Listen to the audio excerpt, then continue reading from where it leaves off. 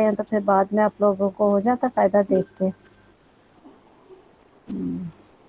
ठीक है, चले रिकॉर्डिंग स्टार्ट हो गई, I think we can start. Doctor start करो। जी please. 50 years of age, Rashida, wife of Rashid, housewife with no formal education, resident of Dadu, married since 30 years, consanguineous marriage, first marriage of both partners, postmenopausal since 3 years, para 5 plus 2, previous all normal vaginal deliveries, last born 10 years back, admitted through the outpatient department on the 14th of June 2021 with the complaint of the abdominal distension since 1 month and lower abdominal pain since 1 month. According to my patient, she is in the usual state of health 1 month back when she suddenly developed the abdominal distension, which was initially up to the umbilicus but now occupied her whole abdomen, associated with a reduced appetite, early satiety, and abdominal bloating. But her history is not suggestive of the shortness of breath, nausea, vomiting, increased frequency of urination, urgency, dysuria, constipation, dilated vein, hemorrhoids, and leg swelling. And my patient is complaining of the weight loss since 1 month, but she is not aware of the exact weight loss, but she is saying her clothes has loosened, but her history is also not suggestive of the headache, fits, chest pain, and cough, hemoptysis, and jaundice, bone pain, and hematuria, and rectal bleeding. My patient is multiparous, breastfeed her babies, and no history of the tubal ligation, oral contraception usage, and the hysterectomy. Her history is also not suggestive of the postmenopausal bleeding, altered bowel habits, night sweats, fever, and history of the contact with any tuberculosis patient. Vaginal discharge, voice changes, hirsutism, and use of the perineal talcum powder. And her history, family history is also not suggestive of the endometrial, ovarian, breast, and the bowel cancer in her family. My patient has the age of the menarche at 13 years and she bleeds for every 4 days in 28 day cycles with no history of the dysmenorrhea, dyspareunia. But my patient is currently is not in the her sexual life, not currently in the her uh, currently Dr. Vivo's sexual She is not activity may sexually involve. active. Currently, she is not sexually active. Her and no history of the intermenstrual bleeding and the postcoital bleeding, and she never used a contraception and pap smear was never taken. My patient also complaining of the lower abdominal pain, which is gradual in the onset, mild to moderate in intensity since 1 month, colicky in the nature, located in the lower abdomen, radiating to the thigh and the back, relieved by the oral analgesics and aggravated by the changing in the position, but it is not associated with any vaginal discharge and nausea vomiting. My patient first time consulted the doctor here in the tertiary care where her blood and urine investigations was carried out. CT scan was done, but exact mass of the origin was not known to the patient and exact management was not discussed to the patient. But since 3 days, her ascitic fluid was drainage was done by the interventional radiologist and her bag was attached on her abdomen and my patient was wants the definitive management for that purpose. Regarding her obstetrical history, my patient is para 5 plus 2 previous all spontaneous conception delivered by delivered by the die at the home with no any antepartum, intrapartum, any postpartum complication. All babies are of the average weight, breastfeeded for 1 to 2 years and vaccinated. In her family history, no history of the diabetes, hypertension, cardiac disease, and no history of the family, no family history of the malignancies. Her past medical and the past surgical history is not significant, and her personal history, my patient is not addicted to any smoking and alcohol. Her sleep is normal, but his appetite is reduced, and not allergic to any drug, and bowel habits are normal. In her socioeconomic history, her husband is a shopkeeper and earns about 15,000 per month. She belongs to the low socioeconomic status. In her examination, a middle-aged lady sitting uncomfortable on the couch, well oriented to the time, place, and person with the answering to my questions cooperatively with a BMI of the 22 kilogram per meter square, BP of the 100 per 80 millimeter of the mercury, pulse is 89 beats per minute, temperature is 37 degree Fahrenheit, 37 degree centigrade, respiratory rate 16 beats per minute, and oral dental hygiene is satisfactory, no pallor, edema, cyanosis, jaundice, clubbing, and the thyroid is not enlarged at the time of the examination, and the accessible lymph nodes was not palpable. In cardiovascular examination, both first and second heart sound was audible.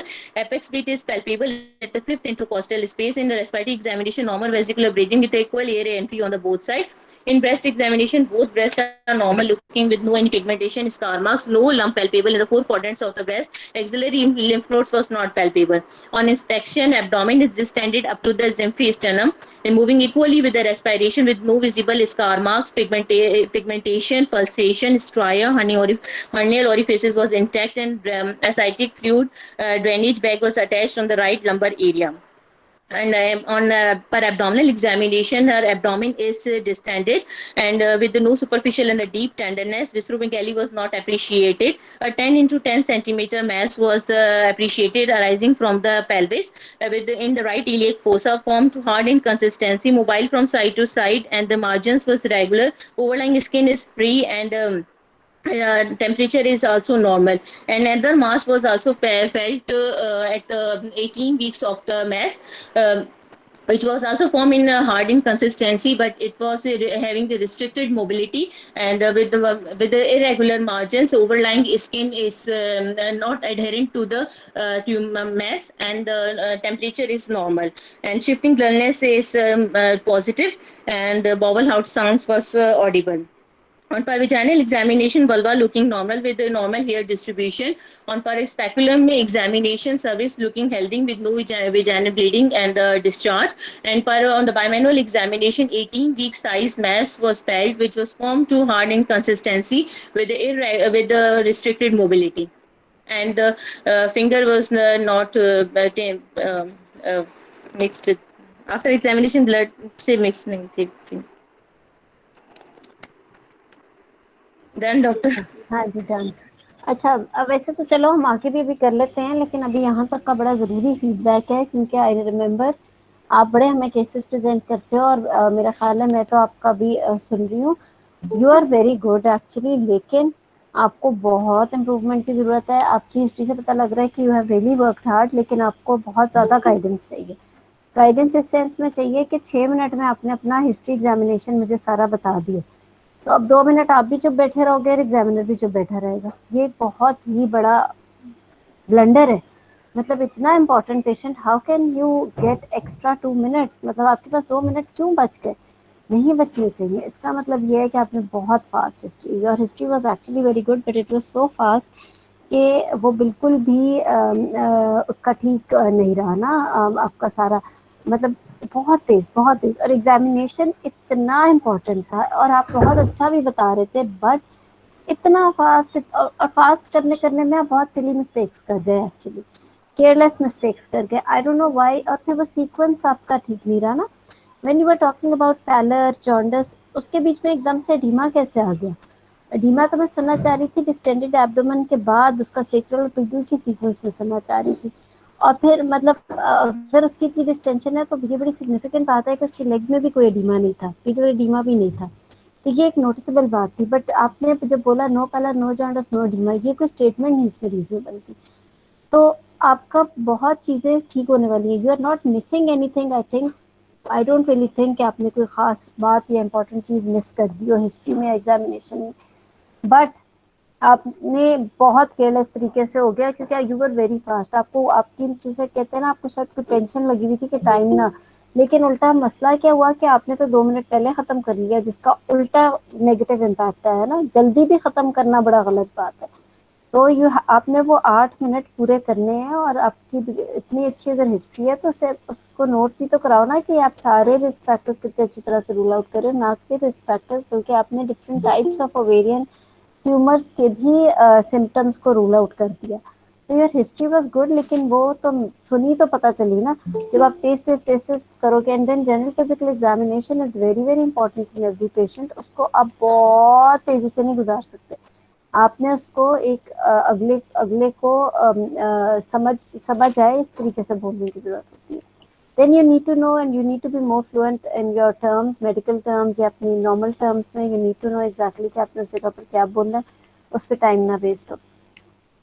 उसके बाद otherwise history was good. जब भी आप कोई intervention की बात करो, ये बहुत ही बड़ी बात है कि पेशेंट ड्रेनेज बैग लेके वहाँ पे बैठा हुआ है।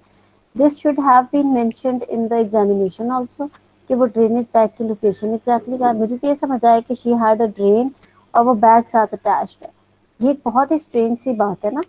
तो आपने हिस्ट्री में बोला था कि शी हैड, इसको it was done by an interventional radiologist, और वो जो है ड्रेन उसको लगा हुआ है और बैग भी लगा हुआ है, उसमें आ रहा है, तो this is a very very big thing. तो फिर you need to tell exactly कि वो किस तरीके से, बिकॉज ये सेप्टिक मेजर्स में हुआ था, उसके बाद उसको कोई फीवर हुआ कि नहीं हुआ, कब से लगा हुआ एग्जैक्टली, कितने घंटे हो गए, आगे फर्दर प्रॉब्ली क्या प्लान है, कोई मॉनिटरिंग हो रही है, या पेशेंट खुद बता देती है कि उसके अंदर कंटिन्यूसली आ रहा है कि नहीं आ रहा, मतलब वो बैग हुई।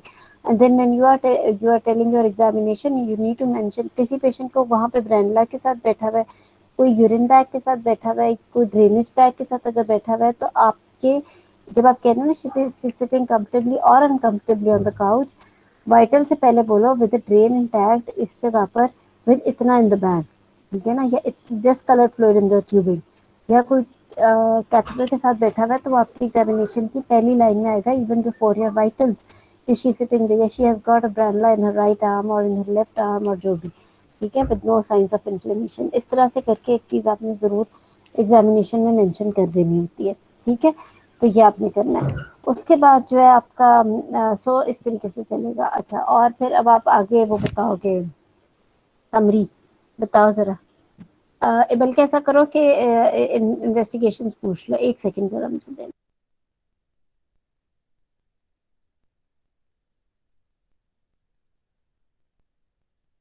अच्छा हाँ, अच्छा ठीक है, इसमें किसी ने कोई बात ऐड करनी है हिस्ट्री और एग्जामिनेशन में? History was good, again you were so quick, आपको बहुत स्लो होना था अपनी प्रेजेंटिंग कंप्लेन डॉक्टर पे। पता नहीं, मतलब कि मैं टाइम के लिहाज से कि टाइम खत्म ना ओह, हो आपको जाए तो। यू वर जस्ट रशिंग, आप एक you were in a rush actually ना, कि बस जल्दी जी जल्दी, हालांकि आई रियली वांटेड टू, अब मैं वहां मिस क्या करी थी कि हिस्ट्री लाइक मेनोपॉजल ओके, कब से है, एंड देन उसको डिस्टेंशन, वो आपके पॉइंट्स थोड़ा सा आपने पहले समरी बताई हुई थी तो मुझे समझ आ गया, वरना पिक करना बहुत मुश्किल था एग्जैक्टली कि प्रेजेंट है, और प्रेजेंटिंग कंप्लेन तो वो चीज़ है जिसपे पास फेल हो सकता है ना, इट इज सो इम्पोर्टेंट, आपकी पूरी वाइवा ही उस प्रेजेंटिंग कंप्लेन पे बेस हो जाता है, तो वो बड़ा इंपॉर्टेंट था। And then when you talking about any elderly patient में मीनोपॉज है, तो नो डाउट आपने अपने प्रेजेंटिंग कंप्लेन के तो डीडी को बहुत अच्छा रूल आउट किया अपनी हिस्ट्री में, but again if somebody is menopausal तो उसको आप थोड़ा सा मीनोपॉजल सिम्टम्स के रेफरेंस से भी मेंशन कर देते हो, ठीक है, वहीं पे। और आई डोंट रियली रिमेम्बर, शायद आपने किया होगा मेंशन के फैमिली हिस्ट्री के कौन कौन से सीएस को आपने रूल आउट जी किया, डॉक्टर, वो मैंने एचओपीआई में बताया था। बता दिया था सारे सीएस, जी ठीक है बिल्कुल। अच्छा, and then examination, examination was actually very important, आप बहुत तेज चले गए।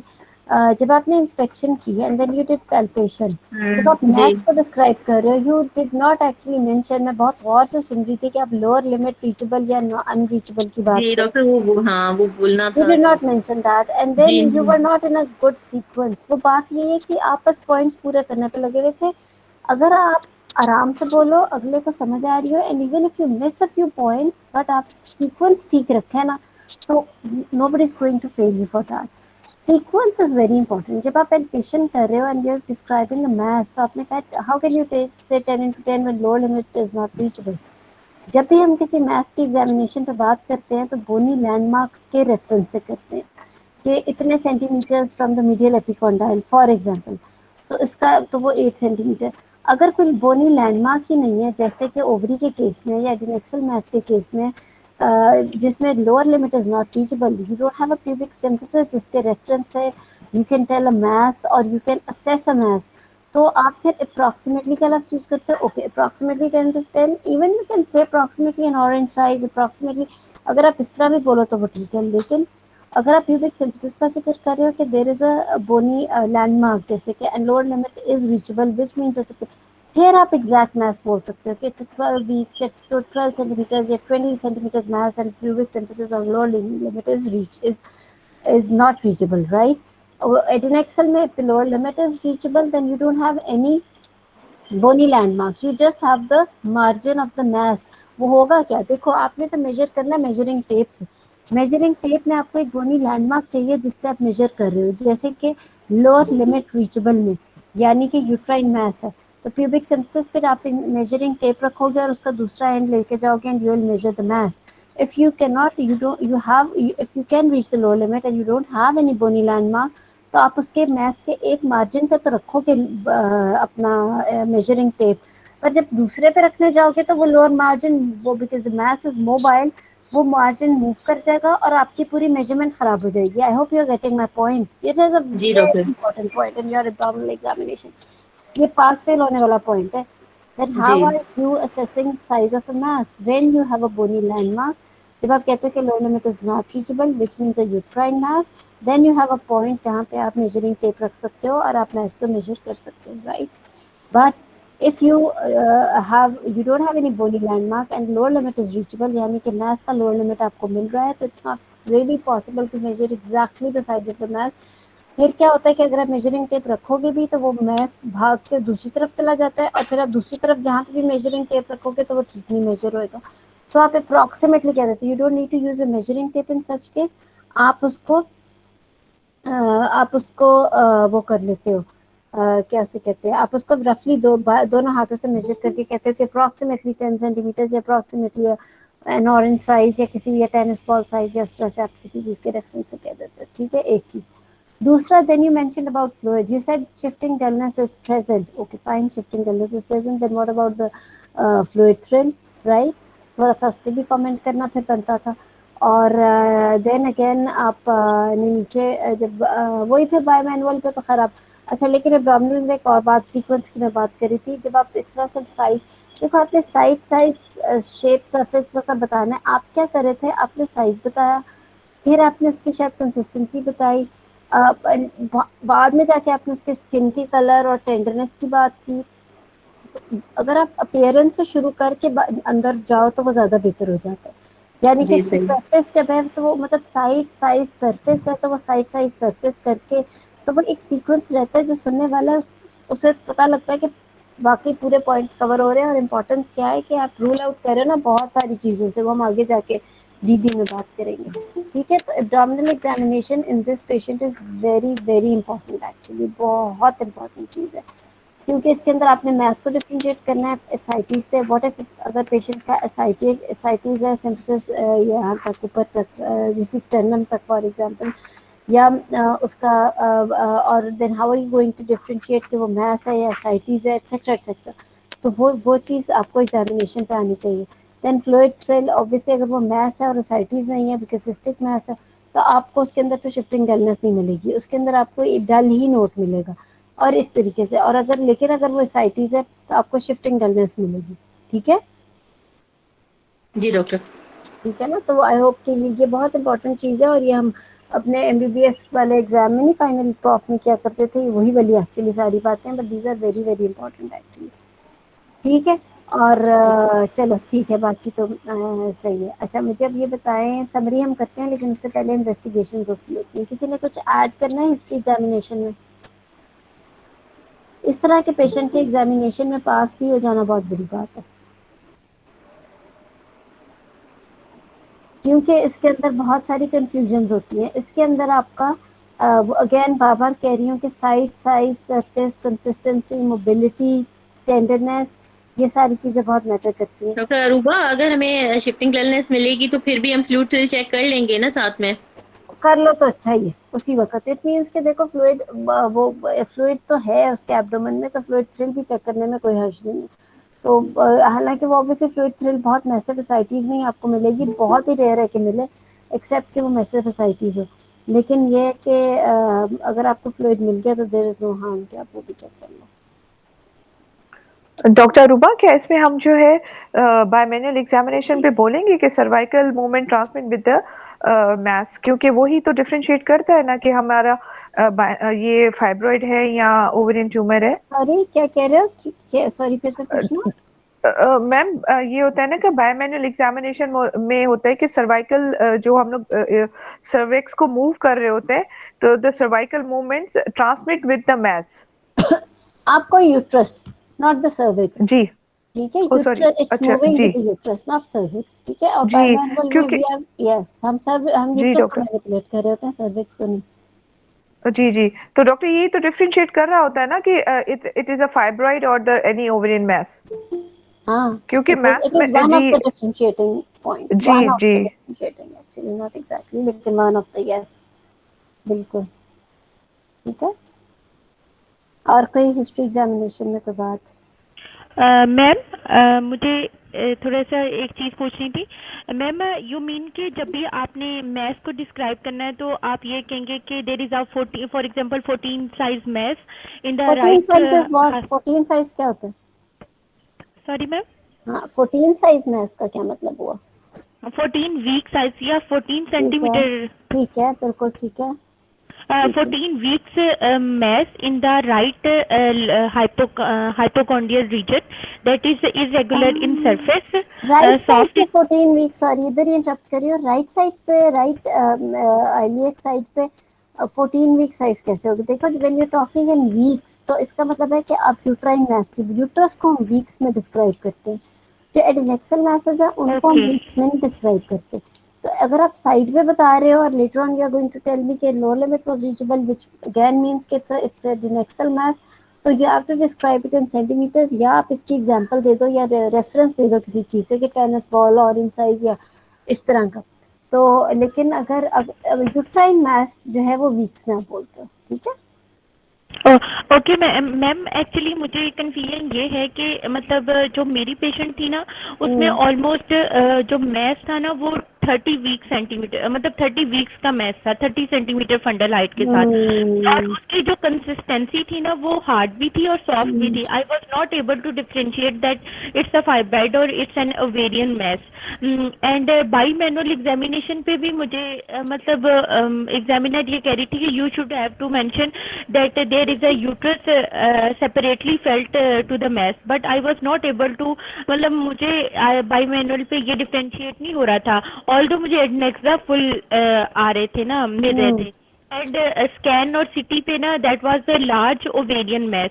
तो मुझे काइंडली बस थोड़ा सा ये बता दे कि अगर ओवेरियन मैस हो इतना बड़ा तो उसको हम कैसे डिस्क्राइब करेंगे। बिल्कुल, ये बहुत अच्छा क्वेश्चन है। द थिंग इज कि एक चीज ये कि कंसिस्टेंसी का पता कैसे चले कि सॉफ्ट है या फर्म है? हाउ कैन यू से कि वो सॉफ्ट भी था और फर्म भी था? एक्चुअली देखो ये जो होता है ना, सॉफ्ट और फर्म हम कहते हैं क्यों? फर्म का मतलब है कोई यूट्राइन मास है, फाइब्रोइड, ठीक है ना। सॉफ्ट का मतलब ये है कि वो या तो कोई सिस्टिक मास है या वो इतना सॉफ्ट है कि वो एडिनोमायोसिस हो सकता है, राइट। तो इनकी इनकी कंसिस्टेंसी में बड़ा फर्क है। अगर आप फर्म कह रहे हो तो वुडी हार्ड कह लो, fibroid is like a firm thing, firm is firm, इसमें कोई फिर शक की बात नहीं होनी चाहिए। वुडी हार्ड जैसे मेज होता है, एक एक बॉल होता है, दैट्स अ फाइब्रोइड, ठीक है। सॉफ्ट का मतलब ये है कि जैसे आप उसमें डिजेनरेशन कर दो ढेर सारी, या फिर आप उसको कह लो एक कुशन है, एक कुशन वाली consistency, right. So that's soft, there is no nothing in between. How can you say कि वो सॉफ्ट है लेकिन वो फाइब्रोइड, या तो वो डिजेनरेटेड फाइबर। एक क्वेश्चन को आप वुडन हार्ड या टेनिस बॉल से बड़े आराम से डिफरेंशिएट कर सकते हो, there is going to be firm और सॉफ्ट। तो इसको तो एक बात क्लियर कर दो, अगर वो वुडी हार्ड नहीं है, जैसे कि हमने फाइब्रोइड्स देखे भी हुए हैं इंट्राऑपरेटिवली, वो उस तरह की कंसिस्टेंसी अगर नहीं है तो वो सॉफ्ट है, ठीक है ना। कई दफा यूट्रस में एडिनोमायोसिस हो जाता है, कई दफा डिजेनरेटेड फाइब्रोइड होता है, कई दफा ओवेरियन मास होता है, ठीक है। या वो बिल्कुल सिस्टिक है। सिस्टिक तो फिर वो ऐसा है कि जैसे आप you are not able to differentiate between the mass and ascites, उस हद तक का सिस्टिक है, right. So it's either going to be soft और हार्ड। अच्छा, दूसरे फर्म और सॉफ्ट कह लो। अच्छा, और उसके अलावा जो क्वेश्चन था आपका कि how we going to describe it later, because 30 weeks is going to be huge mass. एक चीज देखो, ऑब्वियसली योर एब्डोमिनल एग्जामिनेशन और even bimanual examination is never 100%, इसीलिए तो हमारे पास उसकी है, क्या उसे कहते हैं, अल्ट्रासाउंड मोडेलिटी है, इसीलिए तो अवेलेबल है। लेकिन आपने अपनी एग्जामिनेशन में कोई कसर नहीं छोड़नी ये पता करने के लिए कि ये यूट्राइन है या ओवेरियन। उसके लिए क्या दो तीन चीजें बहुत अहम है, other than all the other things जो हम डिस्कस कर चुके हैं। एक तो ये कि लोअर लिमिट रीचेबल है या नहीं।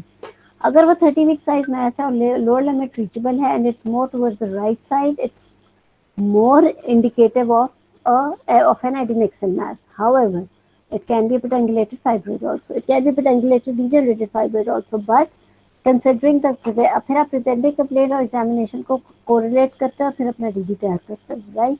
तो lower limit reachable है या नहीं। दूसरी चीज ये कि do you think that it's really coming from the uterus in a way that it's moving with the uterus or not?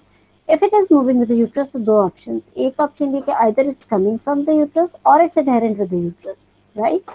So an adnexal mass which is 30 week size can definitely be adherent to the uterus, और वो क्योंकि इतनी space उसमें, हाँ, क्योंकि उसने फिर इतनी स्पेस ऑक्यूपाई की हुई है कि वो यूट्रस के साथ मूव कर रहे हैं, right? So even if it is moving with uterus does not really mean that it's rising from the uterus. It can be an adenoid, it can have lower limit reachable but moving with the uterus because it may be adherent to the uterus. So आपने फिर एक पूरा DD बनाना होता है ये सारे points cover करके, presenting complaint को कोरिलेट करना होता है विद योर एग्जामिनेशन, और फिर आपने डीडी बनाना होता है कि अगर तो if it's moving with uterus and then you need to correlate it. ठीक है, I hope you got my point. Okay ma'am, thank you so much, आपने बहुत अच्छा एक्सप्लेन कर दिया। बस मैम मुझे ना एक्चुअली एग्जामिनर ने एंड पे ये बताया कि मतलब there is always a crease between ovarian mass and and uterus when you do by manual examination. तो मतलब मुझे ये चीज, हाँ जी क्या कहा? देयर इज ऑलवेज अ, जी सॉरी मैम, क्या कहा एग्जामिनर ने? आप क्या कह रहे हो? मुझे उन्होंने कहा था कि बाई मैनुअल एग्जामिनेशन पे ना आपको ये बताना चाहिए था कि देयर इज अ क्रीज, मतलब आपको that is ovarian mass felt separated and uterus is mobile separately. तो मतलब I was not able to मतलब यू मे नॉट बी, कई दफा ओपेसिटी होती है, कई दफा इतना बड़ा मैस होता है कि it is moving with the uterus in any way, but वो कोई ऐसी बात नहीं है। ठीक है ना? ओके वो और ये पॉइंट्स कवर करना बहुत जरूरी है। जी मैम ठीक है। और दूसरा मैम आप एडिनोमायोसिस के साथ, एडिनोमायोसिस तो मैक्सिमम 10-12 वीक्स यूट्रस होगी ना, और अगर उसके साथ एसोसिएटेड, हाँ जी, अगर एसोसिएटेड फाइब्राइड होगा तो तब वो इतनी बड़ी हो सकती है। अदरवाइज बिल्कुल, बट इट इज एडिनोमायोसिस में सॉफ्ट और टेंडर मिलेगी ना यूट्रस सर आपको। जी thank you so much, thank you ma'am. Doctor जी अस्सलाम वालेकुम, एक क्वेश्चन करना है आपसे। जी भाई साहब। डॉक्टर, इज इट एसेंशियल कि हर टाइम हमें जो है वो इंडेक्सल मैच की लोअर लिमिट रीचेबल मिले? क्योंकि the not patient necessary, not necessary, इसमें कोई शक नहीं। आपका ये सवाल भी अच्छा है, लेकिन mostly yes, if it is endometrioma और if it is adnexal, then you are most of the time able to find the lower limit. But like in malignancies the patient Rekha just discuss, वो मैंने भी examine किया था, Yes, तो उसका जो central match था वो बिल्कुल हमें ना डोमेन पे तो कह दो लग रहा था नॉट लोअर रीचेबल, लिमिट। कह दो। देखो वही बात है, इट्स नेवर 100%, लेकिन आप एफर्ट तो करो ना। कई दफा होता है वो एडहेरेंट होता है, कई दफा होता है जैसे आपने कहा मैलिग्नेंट होता है, कई दफा वो इतना ह्यूज होता है कि लोअर लिमिट की तो फिर मुश्किल हो जाता है उसको करना। बट वो आप कर सकते हो, बट इसको मेंशन करना तो जरूरी है ना, you can not miss it. But it is not necessary कि हर टाइम आप वो आपको मिले ही उसकी लोअर लिमिट। बिल्कुल, और कई दफा आपको ये नहीं भी मिल सकता। कई दफा आपका कोई केस होता है, आपकी आपकी हिस्ट्री और एग्जामिनेशन को देख के एग्जामिनर आपको किसी और ही तरफ ले जाते हैं। सो लेकिन आपका आपका वो पूरा होना चाहिए, एग्जामिनेशन और सारे पॉइंट्स पूरे होने चाहिए। Okay doctor, thank you. ठीक है, वेलकम। इन्वेस्टिगेशंस कर लेते हैं आप।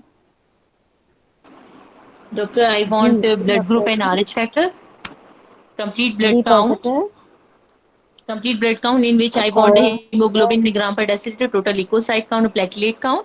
Okay, it's 10 grams per deciliter और बाकी सारा कुछ नॉर्मल है। Okay. And then I want a random blood sugar level and hepatitis, 92, hepatitis B surface antigen and anti-hepatitis C. Hepatitis B negative है लेकिन सी पॉजिटिव है। Doctor, I want her liver function test and coagulation LFT is normal है। and her coagulation profile and PT-INR, PT and APTT. Not available. And the urine detail report in which I want to see the microscopy and the biochemistry. In microscopy, I want to see the red cell epithelials and pus cells. In biochemistry, I want to see the protein, ketone, and the glucose. Normal.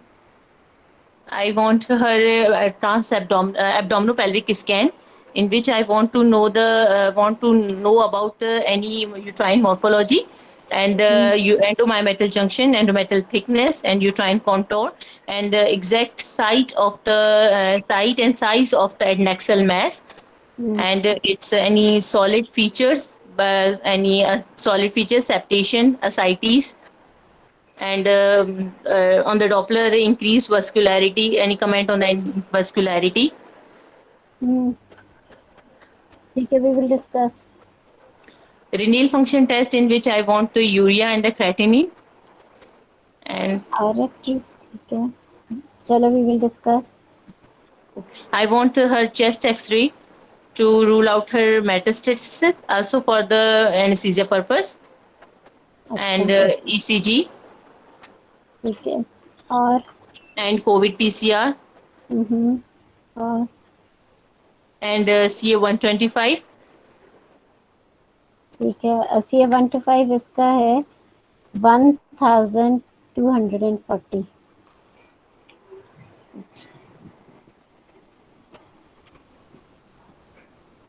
Doctor, her ascitic fluid DR report, cytology report, which was done, and monitoring sheet, अभी and it's not available, ठीक है, और done, doctor. और क्या रह गया, कोई और बताए? CT scan. Yes, good. doctor, CT scan. जी. सीटी एब्डोमेन पेल्विस क्या? Abdominopelvis. उसके लिए सीटी तो नहीं ना, ठीक है, और Abdomen. KU भी होना चाहिए इस पेशेंट का। गुड, और APDT नहीं होना चाहिए शायद, क्योंकि सब अभी तो हम बात करते हैं क्या क्या नहीं होना चाहिए. गुड, और चेस्ट एक्सरे डॉक्टर रूपा। वो तो ये मांगा. अच्छा देखो ट्यूमर मार्कर्स बिल्कुल. Liver function test. एलएफटीज जी मांगी डॉक्टर. है, ठीक है. अच्छा मैं आपको बताती हूँ. Excuse me. देखो ठीक है, बिल्कुल अच्छा मांगा है, लेकिन अगेन सीक्वेंस का बड़ा मसला रहेगा. देखो मेरी बात सुनो, सीक्वेंस जो होता है ना वो जी. ही आपको पास कराता है. Sequence of asking question, sequence of your investigation, sequence of symptoms told in the history, even sequence of management, it is going to Okay. differentiate you from an average candidate. हर बंदा आगे पीछे करके पॉइंट्स तो पूरे कर देता है, पर उसको एक सीक्वेंस में जो बोलना है ना, वो जैसे कहते हैं ना, उसकी एक ब्यूटी और होती है. वो सुनने वाले को समझ आ जाता है कि इसका पूरा कॉन्सेप्ट है. She is going in a sequence. मतलब वो जब आप सुनते हो तो वो कहते हैं ना, किसी ने अगर 60 देना है तो शायद 70 वाला आप हो जाए, और साथ इतना ब्यूटीफुल लगता है. अब देखो मैंने आपको अभी तक CA-125 बताया नहीं था. हमें are we like that sure that she is a case of CA? I don't know why आपने शुरू में RFTs मांग लिए, PTA PTT क्यों मांगा? Doctor, as patient is hep C positive, और इसलिए मैंने मांगा था इसका कोगुलेशन प्रोफाइल. अगर आप इसका जवाब देते कि इसलिए क्योंकि इसका टैप हुआ हुआ है और ड्रेन लगा हुआ है, तो ओके. इसका PTA PTT जरूर हुआ होगा, तो वो आपको बहुत बेहतर बना देता है. अगर इसके जी. LFTs नॉर्मल है, C पॉजिटिव है, तो we don't really need to go for the coagulation profile. However because of the tap and drain and all, तो वो हो जाता है. सीक्वेंस की मैं जी. बात कर रही थी, उसमें सीक्वेंस में जो सबसे अहम बात आपको मैंने बतानी थी वो थी अल्ट्रासाउंड. जब आप अल्ट्रासाउंड फाइंडिंग्स मांग रहे हो, इट्स नॉट लाइक कि कभी साइकिल्स बोल रहे हो, कभी सेप्टेशन बोल रहे हो मैथ की, कभी मैथ से बाहर जा रहे हो, कभी मैथ के अंदर आ रहे हो, कभी उसकी सरफेस पे आ रहे हो. Not like this. सुनने मतलब मुझे सुनने में ये हालांकि आपने इतने अच्छे पॉइंट्स बोले हैं कि शायद अगर आपके जो थोड़ी बहुत बातें, जैसे इवन मिसिंग ट्यूमर मार्कर्स, अगर आप इतना अच्छा अल्ट्रासाउंड मांग लो तो आपको सारा क्रेडिट मिल सकता है, even if you miss tumour markers, जो कि इतनी इंपॉर्टेंट बात थी इसके अंदर. तो अगर आप वो भूल भी जाओ, पर आप इतने अच्छे तरीके से इसका स्कैन मांग सकते थे कि ultrasound for okay uterus treat तो आपने पूरी मांगनी है डिटेल. एडिनेक्सा के अंदर मैस की डिटेल मांगनी है, ओके साइट मांगनी है कि इज इट रियली एडिनेक्सल और वेरिएंट, यूनिलैटरल है, बायलैटरल है, और फिर आप उसकी सरफेस से शुरू हो, capsule, thickness of capsule, वेस्कुलैरिटी on Doppler, वहीं पे मांग लो. उसके बाद आप उसके अंदर solid components, papillary structure, thickness of papillary structure, और मतलब उस मल्टी लॉकुलेटेड, और वो सारा कुछ आप वहीं मांग लो. उसके बाद आप उसके बाहर जाओ और फॉर्म एसआईटीज और एनी अदर पैथोलॉजी में पहले. तो वो कितना ये अच्छा लगता है. इट रियली लुक्स लाइक आप वाकई गाइडलाइन की तरह मांग रहे हो, या आप उसका एक proper, and you not miss out anything. ठीक है, तो इस तरीके से हालांकि मांगी आपने सारी चीजें थी, बट अगेन एक एवरेज उसकी तरह ना. अच्छा फिर मैंने आपको जान पूछ के, हालांकि इतनी जल्दी CA-125 दिया नहीं जाता, मैंने आपको CA-125 पहले ही बहुत ज्यादा दे दिया. तो वो आपने CA-125 जो है ना, वो ध्यान में रखना है उसका मतलब. उसके बाद तो आपको अगला सवाल ही सिटी मांगना चाहिए था. बट इवन डिस्पाइट CA-125, आपके पेशेंट की एज क्या थी रेखा? डॉक्टर 50। हाँ, तो ट्यूमर मार्कर्स और क्या मांगोगे? डॉक्टर इसमें जैसे पेशेंट पोस्ट मीनोपॉजल है तो C125 ही बेहतर है, बाकी मैं ट्यूमर मार्कर्स नहीं मांगूंगी इसमें, LDH ठीक है, वगैरह। ये आपका एक कॉन्सेप्ट है, लेकिन ये भी वो कहते हैं कि जी any tumour can occur in any CA, ठीक है। तो ये जी अब आप इसमें देख लो कि आप वैसे तो जब हम क्या करते थे, हम कहते थे कि 20 से 60 के बीच में सारे ट्यूमर मार्कर्स मांगे, 20 से कम कम में CA125 के अलावा बाकी के मांग लें, और 60 के ऊपर सिर्फ CA125 मांगे, क्योंकि 50 भी एक बॉर्डर लाइन ही एज है ना, मतलब वो आप मांग लो तो सेफ रहोगे। लेकिन चलो आपको एक ट्यूमर मार्कर तो ज्यादा मिल ही गया। तो इसके अंदर और क्या चीज है, और मुझे तो अभी तक समझ नहीं आया कि उसको ड्रेन क्यों लगा हुआ था, आई डोंट नो। लेकिन चलो ड्रेन लगा हुआ था तो फिर आप उस ड्रेन के नोट्स मांग लो कि जी वो लगा हुआ था, जी किसने किया था, कितना फ्लूइड उस वक्त कलेक्ट, क्या पता कितना फ्लूइड ही ना कलेक्ट हुआ हो कि उसकी वो साइटोलॉजी और उसके लिए गया हो साइटिक फ्लूइड। और बाकी आपने ECG मांगा। अच्छा, अगेन वही सीक्वेंस खराब हो गया, जब CA125 दिया ही नहीं, आपने पहले ही मेट्स मांग लिए चेस्ट में, तो वो आप पहले कैसे मांग सकते हो? पहले डॉक्टर, जब कुछ तो हमें उस इंडिकेशन पे आए ना आपकी। सस्पिशन अगर हमें पेशेंट की लग रही हो तब भी उस वक्त हम शुरू में नहीं मांगेंगे कि अगर हमें लग रहा है कि हाँ, ये अगर आप इतने ज्यादा, इतनी ये अच्छा एसआईटीज सवाल है, है। ये अच्छा सवाल है। अब असल में मुझे ये अंदाजा नहीं हो रहा ना कि एसाइटिस कितनी थी। आपने तो डॉक्टर कहते हैं एब्डोमेन शिफ्टिंग तो उसका डलनेस डिस्टेंडेड था पूरा, और जैसे फ्लूइड वो ड्रेनेज बैग भी अटैच किया हुआ है, और जब पहले ये पेशेंट थी तो उसका तो बिल्कुल ग्रॉसली डिस्टेंडेड था, तो उसके कंपैरिजन में अब थोड़ा सा कम हो गया जैसे इसको ठीक है, बैग अटैच। बिल्कुल ठीक है, फिर ठीक है। आप बिल्कुल अगर इस तरह का सारा सिनेरियो, लेकिन उसमें भी अगर आप सीक्वेंस में मांगो तो अच्छा है।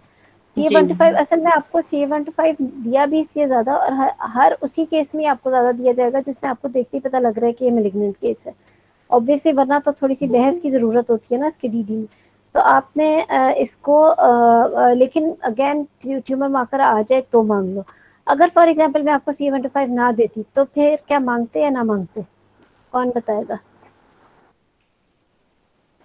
Chest X ray doctor. हाँ, चेस्ट एक्सरे CT मांगते या ना मांगते?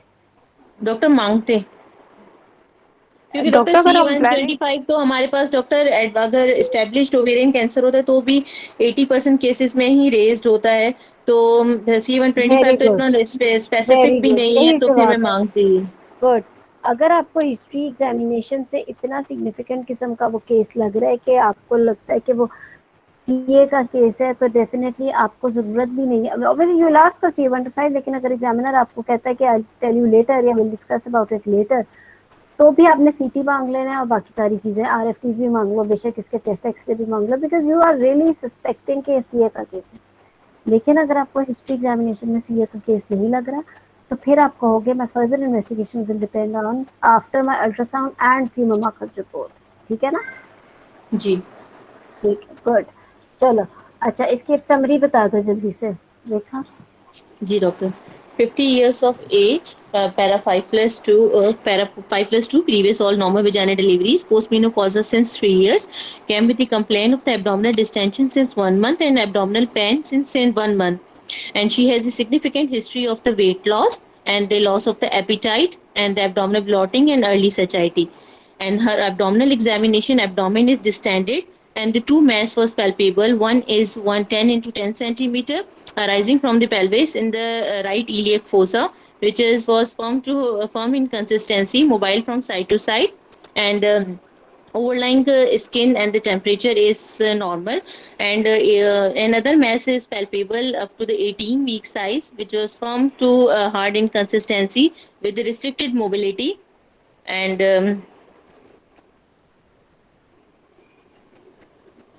और बायमैनुअल भी ऑन और बायमैनुअल फ्लूइड का तो एग्जामिनेशन। बताया नहीं, शिफ्टिंग डलनेस प्रेजेंट जी ठीक है, doctor, shifting dullness is positive. और डॉक्टर बायमैनुअल बायोमेनल भी भी ठीक बताऊं, है, on bimanual examination the 18 same week finding है, साइज वाज ठीक है। वही सेम डॉक्टर जी।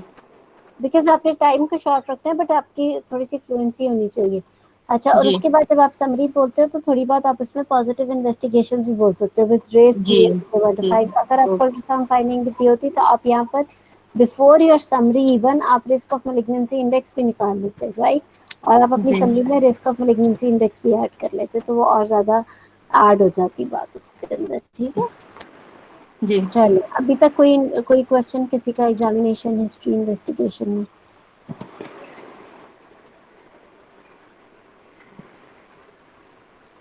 ठीक है, अच्छा चलो अब मैनेज कर लेते हैं फिर, या डीडी बता दो चलो। Doctor, my first differential is ovarian mass, which could be अच्छा benign and malignant. Confirmation will be done on the histopatho. And second, my provisional diagnosis is tubo-ovarian mass.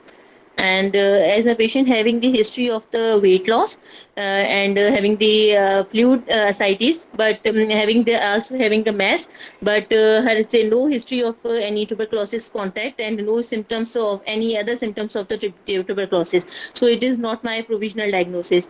And another is uterine mass, because 18 week size mass was palpable on bimanual examination, which was firm to hard in consistency. But it was not my provisional, as my patient having the ascites and no any menstrual irregularities symptoms.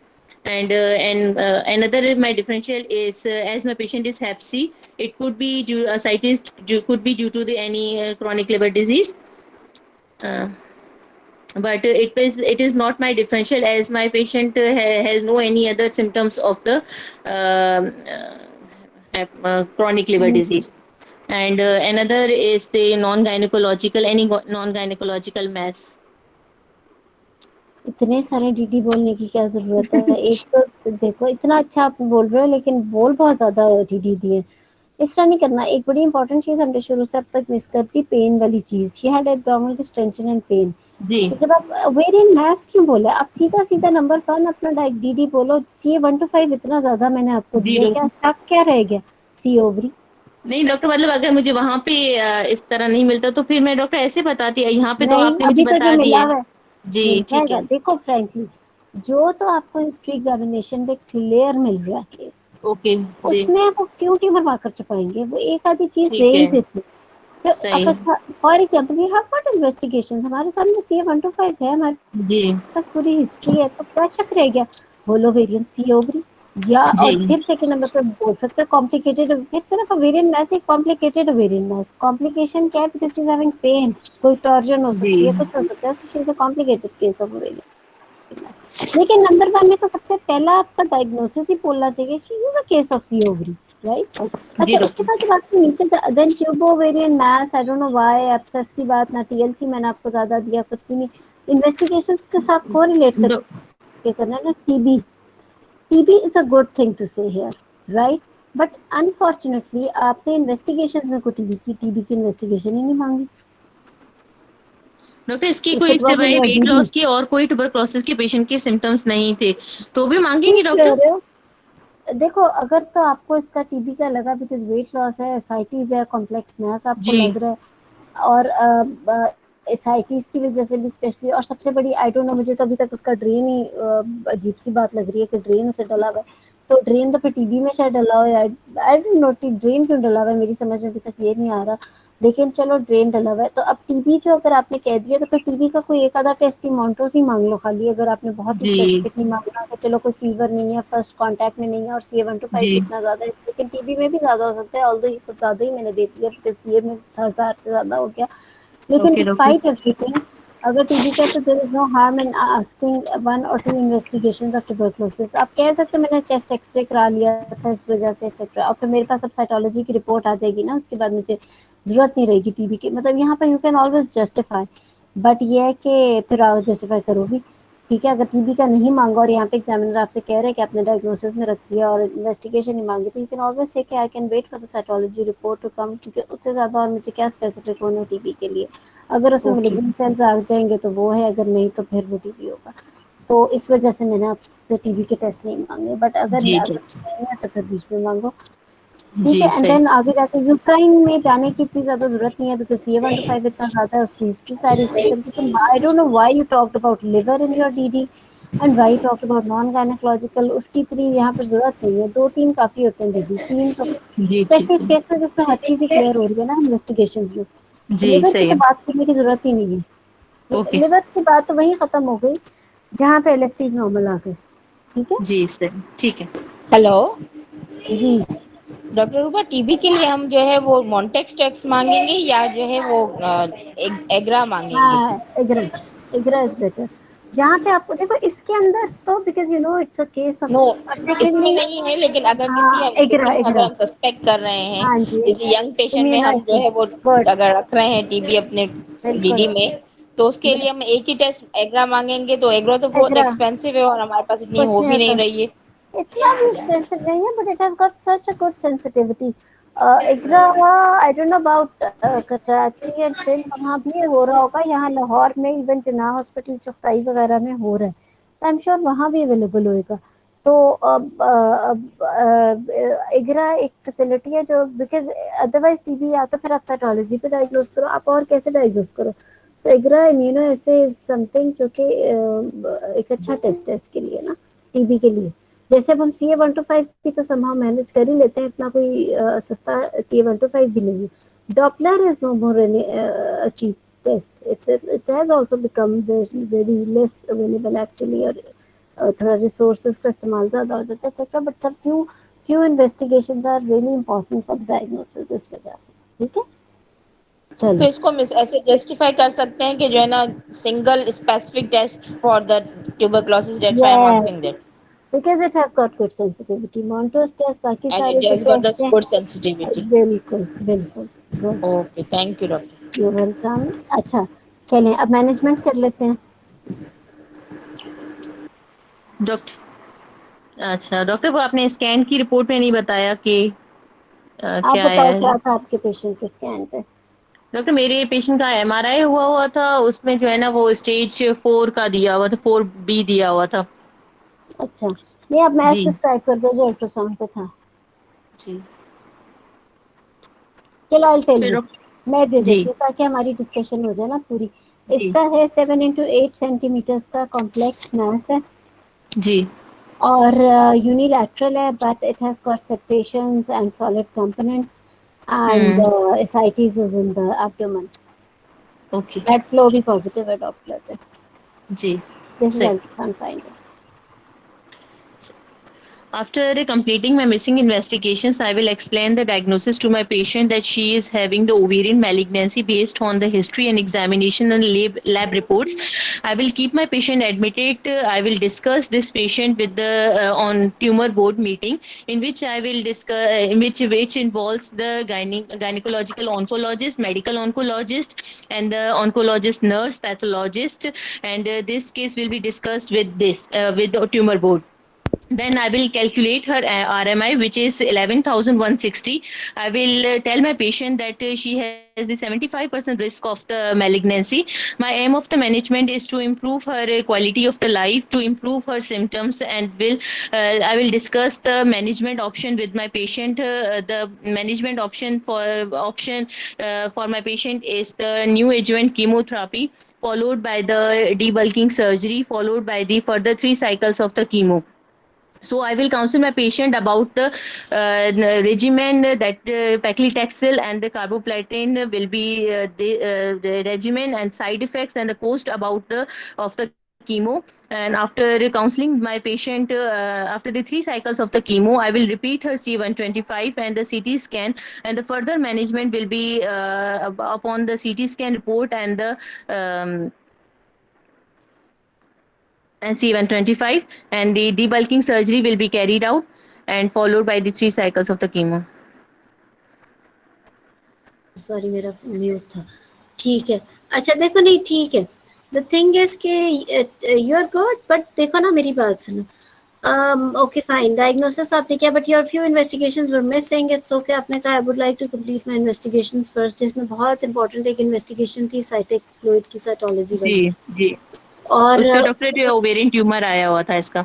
आया हुआ था ना, और फिर उसमें तो जी अब type भी वो बता देते हैं कि कौन सी वाली है, अगर मोर देन 1 लीटर फ्लूइड वो कलेक्ट कर लें तो अच्छा खैर, तो वो वाली इन्वेस्टिगेशन सबसे पहले आपको मांगनी चाहिए थी। चलो for example you have got the reports and then you counsel the patient and her attendant that it seems to be benign, it seems to be malignant mass, and considering her ascites and her reports, you will definitely discuss it with the oncologist. When you talked about the risk of malignancy index, उसमें आपने percentage मेरा ख्याल है गलत बोल दिया आपने 20% risk आता है 75% risk it's a high risk 160 बन रहा था यस कितना डॉक्टर आपने मुझे दिया था इसका 1240 दिया था सी हाँ 125 तो कैलकुलेशन के बाद 11,160 बन हाँ रहा था कितना ज्यादा बन गया तो which जी means it's more than 250 of course 75% risk of the जी yes मेलग्रेन you by mistake said 20% so that was an doctor important मैंने thing 75% बताया था आपको अच्छा चलो ठीक है फिर तो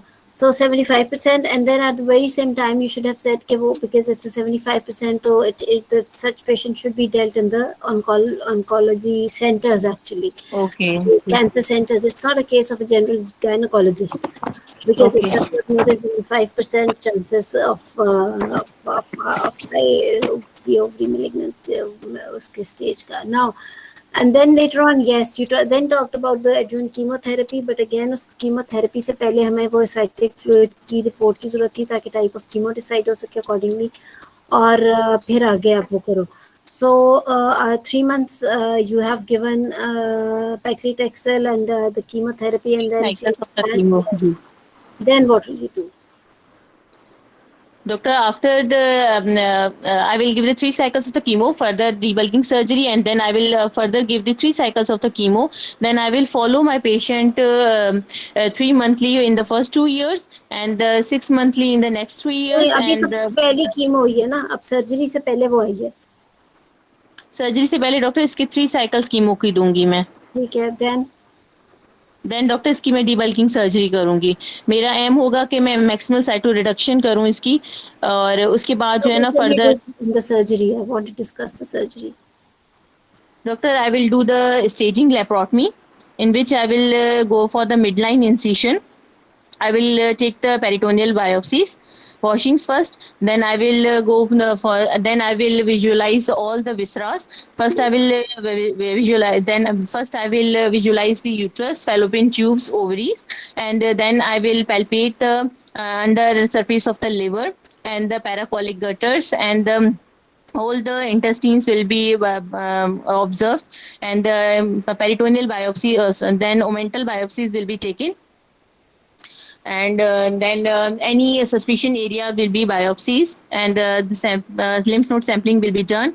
Then total abdominal hysterectomy followed by the bilateral salpingoophractomy will be done and the sample will be sent for the histopathologist and then the closure of the abdomen will be done and the patient will be shifted to the recovery room and ठीक the है documentation of the ठीक है देखो मेरी बात सुनो जब भी हम सीए के मरीज की सर्जरी की बात करने लगे infracolicomectomy करनी थी.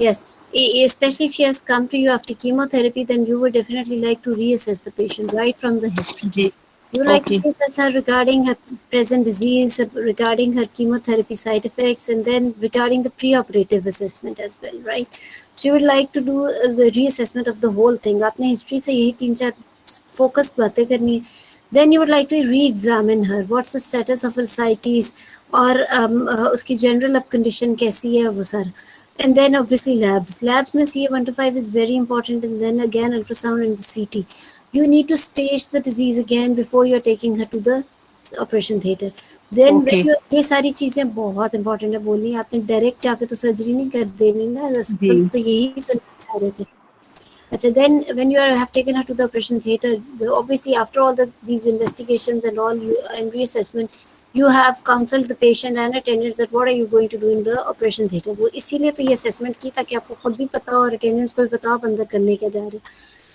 और मोस्टली अगर आप सीधा सीधा लेके चलो तो after chemotherapy before the surgery yes जी डॉक्टर आपदा सॉरी मैम आपको डिस्टर्ब कर दिया मैंने कोई बात मैम नहीं। एक्चुअली मेरी एग्जामिनर ने मेरे से ये भी पूछा था कि कौन सा सिटी आप करेंगे कंट्रास्ट करेंगे विद या फिर कंट्रास्ट आप सिंपल करोगे सिटी करेंगे नहीं हाँ विद जी और कंट्रास्ट दोनों में करते क्या जी difference है? जी और विद दोनों में कंट्रास्ट difference क्या है? विद कंट्रास्ट जो होता है ना उसके अंदर एक तो आप वही मेट्स के लिए करते हो एंड देन इंक्रीज वेस्कुलरिटी या वो सारी चीजें वो रूल आउट हो जाती हैं प्लेन सीटी पे भी पता लग जाता है बट इट्स ऑलवेज बेटर कि आप विद कंट्रास्ट करो ताकि आपको उसका सारा डिटेल्ड वो पता लग जाए मेटास्टेसिस का ठीक है ना सो आप विद कंट्रास्ट करोगे प्लेन से भी पता लग जाता होता है, ये बात नहीं है कि प्लेन से आपको मेट्स नहीं मिलेंगे, बट आपको प्लेन से तो, लेकिन आप जब सर्जरी पे लेके जाने लगे तो it's better to get the CT done, ताकि आपको एग्जैक्टली पता हो, इवन ये भी पता हो कि मेट्स गट पे तो नहीं है, बिकॉज इट्स सच, ये तो एक इतना वाइड स्प्रेड ट्यूमर आपको लग रहा है ना, बिकॉज ऑफ साइटीज एंड एवरीथिंग, के इट सीम्स लाइक कि ये वो है, क्या उसे कहते हैं, कि इसमें कहीं गट इन्वॉल्व ना हो डीबल्किंग का, तो उस सारे का केस पे हो जाएगा ना। तो आपने इसको ठीक है, then in the operation theatre you, ये अच्छा स्टार्ट किया डॉक्टर रेखा ने कि यूए करके, and then she started off with the mid line जैसे ही ओपन किया तो आपने उसकी पेरिटोनियल फ्लूइड लिया, पेरिटोनियल वॉशिंग, जी जी, वॉशिंग नहीं, पेरिटोनियल इसमें वॉशिंग, फ्लूइड है ना, इसमें तो जी साइड में पेरिटोनियल, वॉशिंग तो उसमें लेंगे ना, जी इसमें फ्लूइड नहीं होगा। और फिर जी इन्होंने बड़ी डॉक्टर, अच्छी इंस्पेक्शन जी की, वो सारी इन्होंने याद अच्छी की हुई है, इसलिए इन्होंने फौरन से सारा बता दिया, under surface of diaphragm, infracolic omentectomy और वो सारा, but as it's a wide spread sort of a tumour, you can even lead to the thing that उसका गट के ऊपर भी आपको मिल सकता है, और इवन बिकॉज इस तरह के पेशेंट में प्री ऑपरेटिवली देखो हमने सीटी वगैरह क्यों कराया, ताकि अगर आपको गट जी मिल रहा है या आपको कहीं, तो आप पहले ही उन्हें बता दो कि गट एडहेरेंस हो सकती है, इवन फ्रोजन पेल्विस हो सकता है, इवन आपका ऑब्वियसली फ्रोजन वगैरह से बचने के लिए आपने उसे कीमो दी थी, और यहाँ तक कि उसकी she can even end up in a gut injury, और she can even end up in a ureteric injury, वहां तक भी गया हुआ हो सकता है mass, because it's a pelvic mass, और इसलिए आपको ये सारा कुछ पहले ही उनको बताना प्री ऑपरेटिव काउंसलिंग का पार्ट है, कि she can end up in even ileostomy, or she can end up in some sort of a bladder conduit या कोई यूरिटरिक इम्प्लांट, थिंग्स लाइक दैट, क्योंकि इस तरह के पेशेंट की सर्जरी में इतनी फ्रेजाइल टिश्यूज होते हैं, क्योंकि एक वाइड स्प्रेड ट्यूमर की बात करें, लेकिन आप तो ये सारा करके फिर हम उसे ऑपरेशन थिएटर लेके जाते हैं, और इंट्राऑपरेटिवली आपने यही सारी चीज़ें भी नोट करनी होती हैं, बट जब तक एग्जामिनर रोक के ना कहे तो आपने सिंपल ही केस रखना है, जैसे रेखा ने रखा कि सीधी हिस्टेरेक्टमी की, और वापस आके आराम से मैसेज भी निकाले, ओवरीज भी, इवन कीमो के बाद मैसेज भी गायब हो जाते हैं, इतनी साफ सुथरी हो जाती है यूट्रस के बस, और even if you are doing it in open surgery then you can do it, आप उसे लेप्रोस्कोपिक भी एडवाइस कर सकते हो। What about lymph nodes? Doctor यहाँ पे लिम्फेडेक्टमी होनी चाहिए थी ना, क्योंकि तो इतना एडवांस ये है, यहाँ पे लिम्फ नोड सैंपलिंग तो इसीलिए नहीं तो होगी। कीमो दी थी, ताकि आप इसकी एक्सटेंसिव सर्जरी कर सको, ठीक है ना।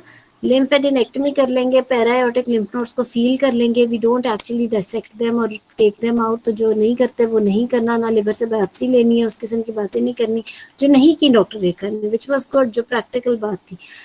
However, if you are doing it in an oncological center, but even then you don't need to do anything on liver और पैरायोटिक की तरफ जाने की जरूरत नहीं, but however you will definitely palpate pelvic lymphadenectomy कर लेंगे, and then you will send this, फिर आप इसके नोट्स बहुत है, डॉक्यूमेंटेशन इंपॉर्टेंट है, इसके हिस्टोपैथोलॉजी के सैंपल्स जो बनाओगे वो सब बहुत इंपॉर्टेंट है, एंड देन उसके बाद क्या करोगे?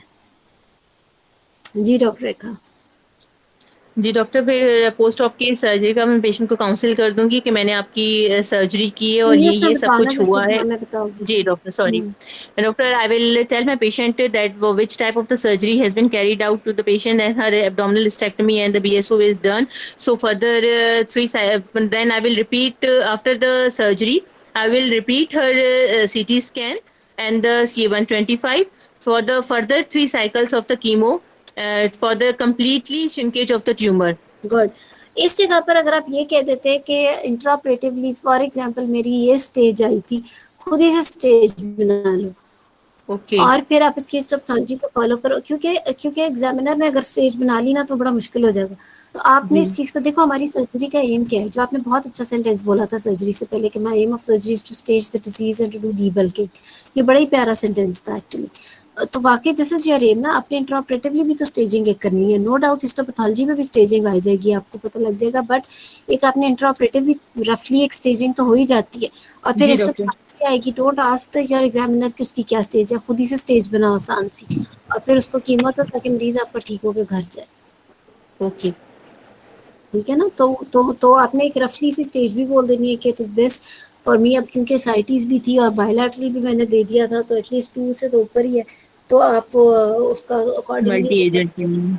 हाँ, और फिर आप उसकी पोस्ट ऑपरेटिव कीमोथेरेपी करोगे और फिर फॉलो अप, और इसमें अगर आप साथ ही स्टेज बोल रहे हो उसके साथ ही उसका साइज 5 ईयर सर्वाइवल रेट भी बोल दो तो और भी अच्छा हो जाएगा।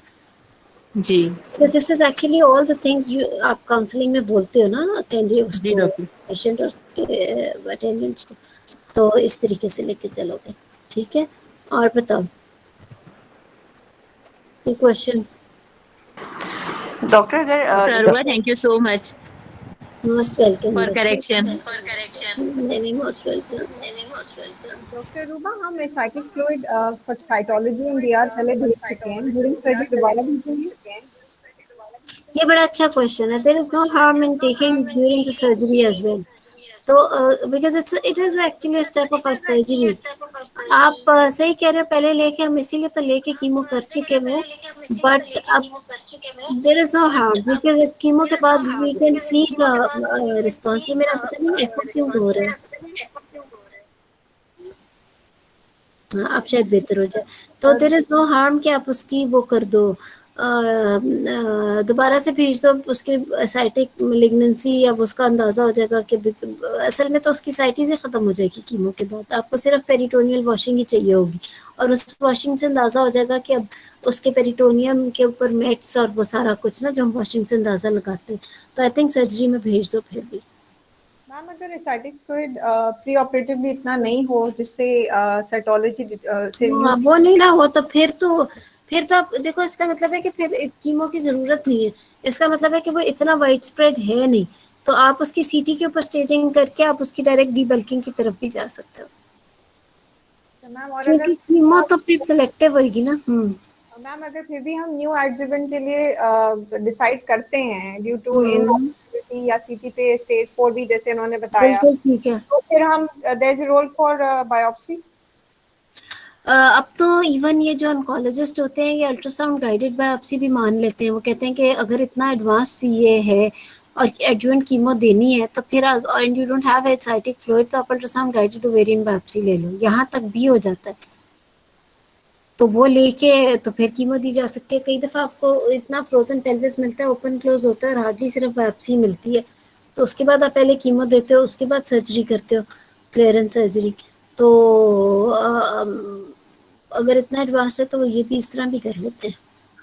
डॉक्टर इस केस में पेट सीटी का क्या रोल है? कि इतना एडवांस स्टेज था, तो जब हम इसकी रीअसेसमेंट कर रहे थे उस वक्त हम पेट सीटी नहीं करवा सकते थे? क्योंकि अब तो शौकत खानम की वजह से कराची में भी पेट सीटी हो ही रहा है पेट और सीटी वहाँ पे अवेलेबल हो गया, but it is very very expensive and it's not easily available.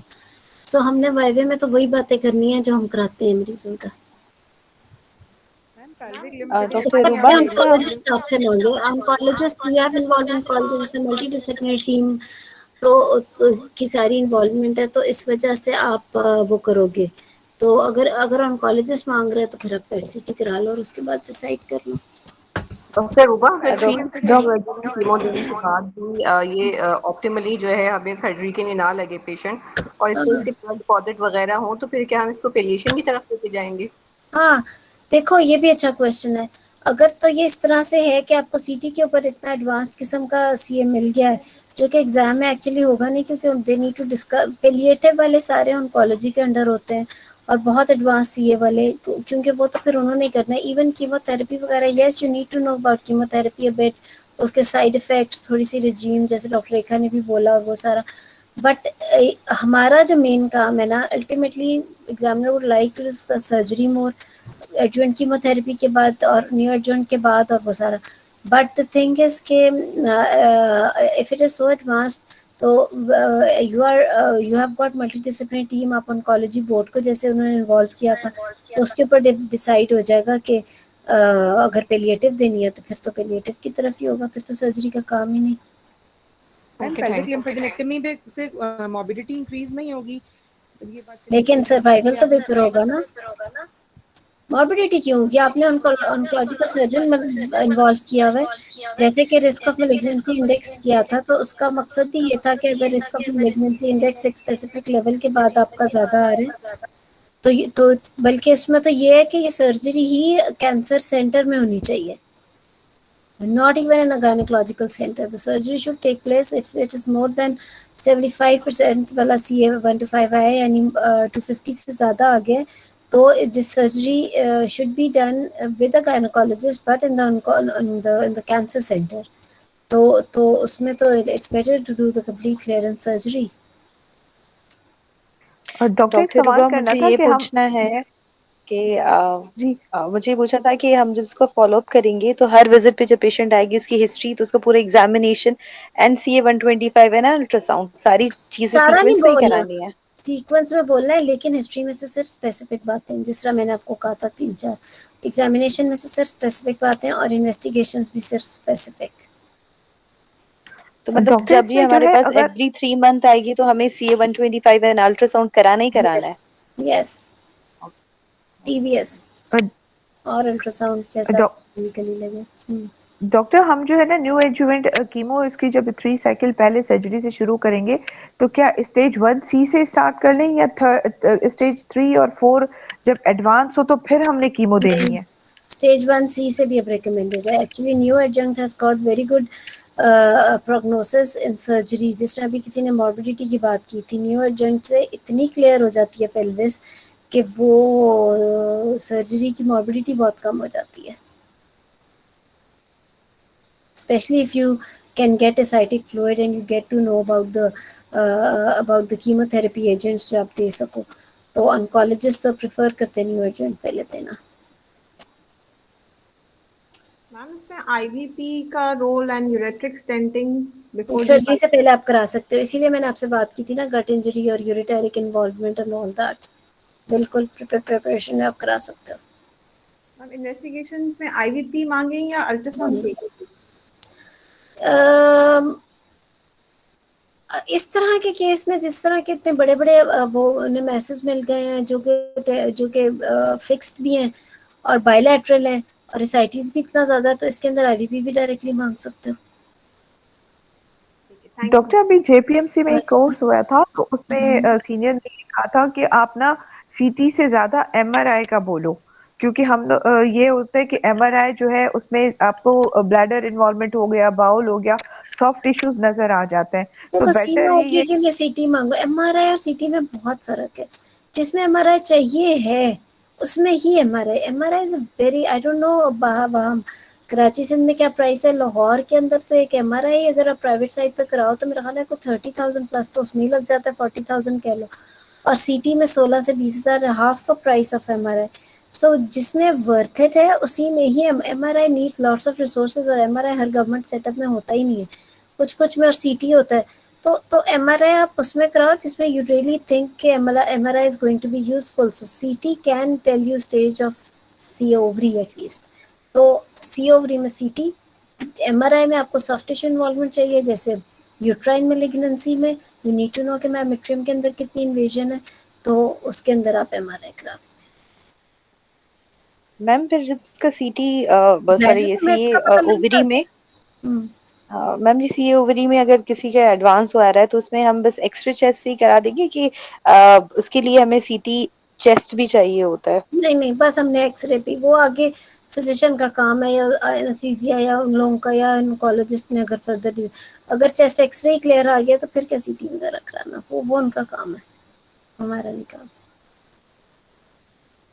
Thank you doctor Aruba, बहुत अच्छा समझ में आ गया। मैम इसमें तो मैम रिगार्डिंग इन्वेस्टिगेशंस मुझे थोड़ा सा वो था, बेस लाइन इन्वेस्टिगेशंस हमने मांगी हैं, उसमें आपने हेपेटाइटिस बी पॉजिटिव दे दिया, तो हमें फिर वो मैम लिवर फंक्शन टेस्ट और साथ में कोगुलेशन प्रोफाइल उसके अकॉर्डिंगली मांग सकते थे, या फॉर एग्जांपल आपने कहा था कि ड्रेन ज़्यादा, अगर एलएफटीज ठीक दे दिए ना तो फिर कोएगुलेशन प्रोफाइल नहीं मांगना। इस पेशेंट में तो चलो मांग लिया, बिकॉज जाहिर है पीटीए हुआ ही है तो उसका टैप हुआ और ड्रेन का सारा काम हो गया, लेकिन otherwise you don't need to get PTA done if your liver function test are normal. आगे क्या कराना है तो ऑब्वियसली आप एक फिजिशियन से ओपिनियन तो लोगे about her C positive thing, तो वो आपको बता देगा कि उसे पीटीए, बट अगर एलएफटीज ठीक है तो इसका मतलब है ठीक है पीटीए, फिर इतने चक्रों में पड़ने की जरूरत नहीं है। और मैम एलएफटी आरएफटी तो मांगने हैं क्योंकि यस, अदरवाइज एज वेल, काफी बड़ा है तो बिल्कुल करेक्ट, बिल्कुल अदरवाइज भी मांगने थे, not only for C positive, otherwise भी मांगने थे, बिल्कुल। और बाकी मैम जो जो हम डीडीज बनाएंगे, आप कह रही थी कि फॉर एग्जांपल अगर हम टीबी को रोल आउट कर रहे हैं तो फिर टीबी के ज़्यादा टेस्ट और मतलब अगर नहीं वट एवर मांगा वी तो वो वांट टू। इसलिए नहीं मांगा क्योंकि उसका साइटिक टैप हुआ है, उसमें पता लग जाएगा। लेकिन अगर ना हुआ हो और आपने डीडी में रखा है तो फिर आप उसमें एक वो आइग्रा वाला टेस्ट मांग लो। Okay, thank you so much ma'am. चलो इंशाल्लाह फिर नेक्स्ट वीक मुलाकात होगी। आप लोग ग्रुप में बेशक से अपने केस समरीज और वो वॉलंटियर करते रहा करो, तो बारी बारी फिर इंशाल्लाह सबकी टर्न आ जाया करेगी, ठीक है। और टॉपिक्स भी अगर डॉक्टर रूबा ज़्यादा वेरिएबल हों तो और भी ज़्यादा फिर डिस्कशन हो जाती है। जी डॉक्टर फैज़ा। डॉक्टर रूबा एक जी क्वेश्चन जी आपसे पूछना था, बट पेशेंट जो है वो जी डिफरेंट जी है। कैन आई पूछें। आस्क? डॉक्टर, मैंने एक पेशेंट देखी थी, she was previous 3 cesarean section, gravida 4 para 3+0, and patient, according to patient, she was sure of date, and according to her date she was 37 weeks, and she was admitted for correction of anemia, but the patient remained unbooked, and she came for the first time on the 16 June, और the first scan ही 16 जून को हुआ था। और patient की अपनी perception of abdominal गर्ड भी जो है वो डिक्रीज थी। And her posterior fundal height was also 32 weeks, but patient was very sure of date, and still she remained unbooked. तो डॉक्टर हिरा, मैं डॉक्टर रूबा, माय क्वेश्चन इज कि मैं इसको जो है वो 37 वीक्स लेकर चलेंगे या 32 पे अभी हम इसका डॉपलर कराएंगे और वो सही आता है तो हम इसको एक 32। काम करें Faiza, why don't we do your this case next week. ये एक बड़ी लंबी डिस्कशन है अनश्योर ऑफ डेट्स की। वैसे मैंने पहले भी की हुई है, लेकिन आई रियली वांट कि अनश्योर ऑफ डेट्स, क्योंकि ये वैसे रफली हल्का सा बता देती हूँ समराइज करके। इसकी फंडल हाइट आपने कितनी बताई है? डॉक्टर 32 वीक्स थी। और रीसेंट स्कैन क्या क्या कहता है? रिसेंट स्कैन जो इसका 16 जून का हुआ उसमें she was 31 weeks, AC BPD FL were all corresponding, और अर्ली स्कैन नहीं था उसका, है ना? कोई कोई अर्ली स्कैन नहीं। कुछ भी नहीं था। तो how can you say that she was at 37 weeks? But she was very sure of date. Even उसने मुझे कहा कि मेरा 12 अक्टूबर को ही मेरा एलएमपी था, एंड इवन 4th मंथ पे मुझे फीटल मूवमेंट हुआ, that was the month of February. She was that much sure. ये बड़ी इंटरेस्टिंग बात है। देखो अगर ऐसा हो तो याद देखो, 2-3 बातों पे आपने मरीज की बात माननी है श्योर ऑफ डेट्स होने के लिए। एक तो ये कि उसके पास कहीं लिखी हुई है, यानी कि उसने कोई डायरी बनाई हुई है जो आपको वो दिखा दे, या फिर उसके पास अर्ली ट्राइमेस्टर की कोई पर्ची है किसी डॉक्टर की जिस पे उसकी एलएमपी लिखी हुई थी, या ऑफ कोर्स अर्ली स्कैन है। दूसरी ये बात कि उसे याद है कि दिसंबर में आए थे, उसके बाद हस्बैंड चला गया। उसके बाद तो मतलब इस तरह का कोई इवेंट ना कि उसके हस्बैंड के चले जाने के इवेंट से कि वो कहीं बाहर के मुल्क चला गया या ही was not there anymore, और उससे पहले आए थे उसके बाद आए नहीं। तीसरे उसकी एलएमपी ये कि ईद पे आई थी, बड़ी ईद पे, रोज़ों में आई नहीं, या रोज़ों में लास्ट आई थी उसके बाद कभी आई नहीं। उसके अलावा मिस्टेक तो कोई इंतहाई पढ़ा लिखा बंदा भी कर सकता है, इवन अ डॉक्टर। मतलब एक हो तो, और आप उससे कोई 8-9 महीने पहले की एलएमपी पूछो तो वो she may be sure of date, but कहीं इस तरह का इवेंट या कहीं लिखा हुआ अगर वो आपको नहीं दिखा रही तो फिर वो अनश्योर ऑफ डेट्स है। तो फॉर यू अगर रीसेंट स्कैन था, या तो उसको अर्ली स्कैन आपको मिल जाए, नहीं मिल रहा तो जो रीसेंट स्कैन कह रहा है और फंडल हाइट कह रही है, शी इज एट 31 वीक्स, जो रीसेंट स्कैन के मुताबिक फंडल हाइट 32 वीक्स। 2 वीकली आप इसके सीरियल ग्रोथ स्कैन्स कराओगे, और इसको of course she is previous 3, तो आप उसको अकॉर्डिंगली लेके चलोगे कि अगर 2 वीकली उसकी ग्रोथ बढ़ रही है बेबी की, तो 2 वीक्स करके आप उसे 37 वीक्स तक या 36 वीक्स तक लाओगे उसके, क्योंकि she can be plus minus 3 weeks ना, even if you're taking her to be 31 weeks according to recent scan, तो she may be at +3 का मतलब वो 34 weeks भी हो सकती है और -3 weeks भी हो सकती है। थर्ड ट्राइमेस्टर स्कैन पे तो +-3 weeks होता है ना। असल में ये बड़ी लंबी बात है, इसलिए मैं कह रही हूँ। आपने तो सुना हुआ है लेक्चर जिसमें आपने कहा था, सुना हुआ बट ना। जी बट इधर आपको प्रॉब्लम हो रही थी कि वो इतना श्योरली बता रही है, तो श्योरली बताने में मैंने आपको ये 2-3 बातें बता दी, उसके अलावा कोई श्योर नहीं हो सकता। Anyone can be mistaken of her date. Yes, except कि उसने लिख ली कहीं डायरी में या मोबाइल में सेव्ड है, या फिर उसके पास कोई अर्ली पर्ची है किसी डॉक्टर की जिस पे लिखा हुआ है, बेशक स्कैन नहीं भी है, या फिर उसे ऐसा इवेंट याद है कि मार्च में उसका हस्बैंड बाहर के मुल्क चला गया था। वो डेट तो उसे याद ही होती है जब कोई बाहर ही चला गया, उसके बाद आया नहीं, या फिर उसको कोई बड़ी ईद पे आया उसके बाद आया नहीं, एटसेट्रा एटसेट्रा। इस तरह का कोई इवेंट है तो रिलायबल बात है। सिर्फ एक महीना बोल देना is not reliable. Okay doctor, thank you so much for your precious time. Doctor Ruba, most doctor welcome. Ruba, हाँ जी जी, आखिरी क्वेश्चन है होता है। जी जी जी, एक बात बताइएगा, जैसे एक पेशेंट है वो प्रेजेंट करती है with the history of heavy and irregular menstrual cycles for 2 years and continuous cervical bleeding for 3 months। और 3 मंथ से वो कहती है कि मुझे ठीक कॉन्टिन्यूस है। चल रही है, कभी हैवी एज कभी क्या लाइट, उसकी? रुकती ही नहीं है दरमियान में। तो उसकी एज, एलएमपी क्या बताएंगे? हाँ उसकी एलएमपी आप बेशक ये बताओ कि 3 मंथ्स बैक उसकी एलएमपी थी एंड फॉर द लास्ट 3 मतलब months she has been menstruating continuously. ठीक है, ठीक है, मेरे मन में भी यही था, लेकिन मैंने कहा इससे एमनोरिया का तो जहन में नहीं आएगा, जानना था कि शायद 3 साथ मंथ्स ही का सेंटेंस एमनोरिया बोलो आ ना। गया है। नहीं साथ ही ठीक है, सेंटेंस बोलो। ठीक है, ठीक है ना, कि ठीक है, कंटिन्यूस ठीक है, ब्लीडिंग है। थैंक ठीक है, चलिए good luck. Hello you. Doctor Aruba, last एक क्वेश्चन। जी जी जी। एक पेशेंट थी, आज मैंने देखी थी, उसने हिस्ट्री दी कि 1.5 मंथ बैक मेरी नॉर्मल डिलीवरी हुई है। उसके बाद जो है after 3 days of the delivery I am having lower abdominal pain and having a perception of mass which is small in size at that time. Within 1.5 month she is having the mass of about 34 week size. Hmm. All the tumor markers are normal and the MRI is showing, CT is showing the ovarian mass of about 17 into 14 centimeter with the internal nicos. तो इसकी हम DD में जो है वो ovarian and benign and malignant के अलावा और क्या रखेंगे? प्रेगनेंसी रिलेटेड कुछ रखेंगे उसमें हम? मैं ये सोच रही हूँ, लेकिन प्रेगनेंसी रिलेटेड लग नहीं रहा, क्योंकि अगर उसका मैस हाले I was even thinking on the line of molar, लेकिन मोलर तो फिर यूट्राइन मैस होता ना, वो एडिनेक्सल नहीं हो सकता। तो फिर अगर एडिनेक्सल हाँ, है तो फिर ये एक नया ही ये गायनेकोलॉजिकल प्रॉब्लम है, इट्स नॉट प्रेगनेंसी रिलेटेड।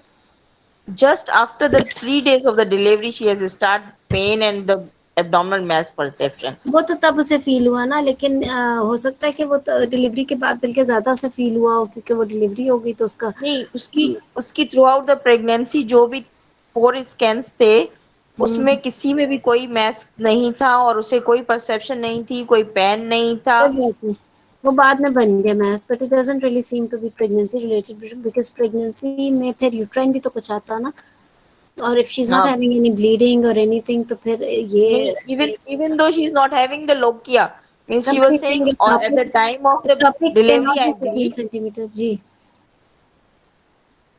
उसके बाद उसे लोकिया वगैरह भी नहीं था, वो कह रही है। बिल्कुल बिल्कुल, कोई बात नहीं, वो बाद में बड़ा हुआ है। somebody saying endometrioma, yes, वो तो फिर सारी हिस्ट्री पे डिपेंड करता है और उसके अल्ट्रासाउंड पे पूरा। नहीं, एंडोमेट्रियोमा नहीं था क्योंकि उसे कोई जो है ना, जी मीन्स लोकलाइज्ड ही पेन था जी। और जो है वो इतना बड़ा ह्यूज एंडोमेट्रियोमा इतनी फास्टली 1.5 मंथ के अंदर तो नहीं बढ़ेगा ना। ओरियो में उसका कोई यूट्राइन मैस होता है ना, यूट्राइन यूट्राइन इन्वॉल्वमेंट होती है एंड देन उसकी कोई ब्लीडिंग कोई उस तरह की चीज़ होती है, तो फिर it not just that in excel mass. ठीक है, चलिए। So it will be the benign or the malignant ovarian tumor only. Yes yes, ठीक है, चलो, थैंक यू भाई, okay, Okay, good thank night, you. Hafiz.